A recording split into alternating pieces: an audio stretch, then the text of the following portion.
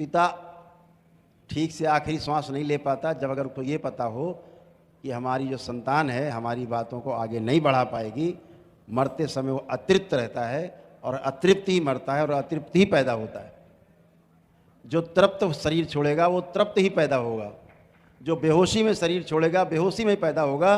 जो होश पूर्वक ध्यान से साधना से होश पूर्वक जो शरीर छोड़ेगा, शरीर छोड़ने के बाद भी जब ये हाड़ मांस का शरीर आपके पास नहीं होगा तब भी आप पूरे होश में रहेंगे और सबको देखेंगे, सबको जानेंगे और अपने कार्य कर पाएंगे, लोगों को सहयोग कर पाएंगे। यही देव धर्म है, यही देवता है, यही देव कर्म है। बेहोशी में मर गए हैं, बेहोशी में घूम रहे हैं, उन्हें पता ही नहीं वो कौन है। इन्हें भूतकाल कहा जाता है, जिसका कुछ अता पता नहीं। कहीं स्मृति चिपक गई तो लोग उसको गांव में भूत कह देते हैं। कुछ भी आए साए बोलता रहता है। और क्या है, जिसने होश पूर्वक शरीर छोड़ा है, ध्यानावस्था में शरीर को छोड़ा है, बाबा माँ के समक्ष शरीर छोड़ा है, भोलेनाथ माँ की उपस्थिति में शरीर छोड़ा है, वो पूरे होश में शरीर छोड़ेगा और होश में ही बना रहेगा।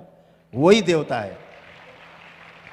तो बेहोशी में काम करने वाले दैत्य और होश पूर्वक काम करने वाले देवता।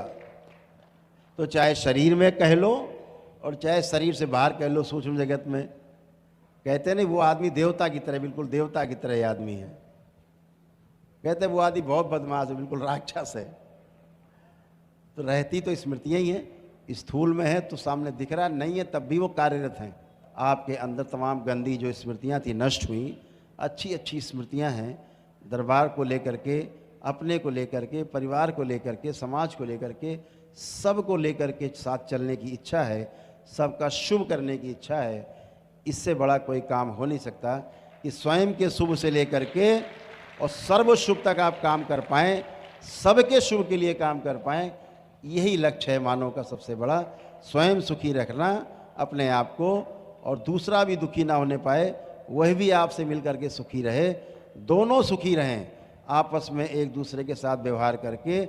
यही मानव लक्ष्य है। दुख जीवन में आए ही नहीं, निरंतर सुख बना रहे, यही मानव लक्ष्य है। तो मानव लक्ष्य है और जीवन का भी लक्ष्य है, दोनों अलग अलग लक्ष्य हैं। दोनों की प्राप्ति के लिए आप सभी प्रयासरत हैं। दरबार की ओर से बहुत बहुत शुभकामनाएं कि आप अपने लक्ष्य को प्राप्त हों।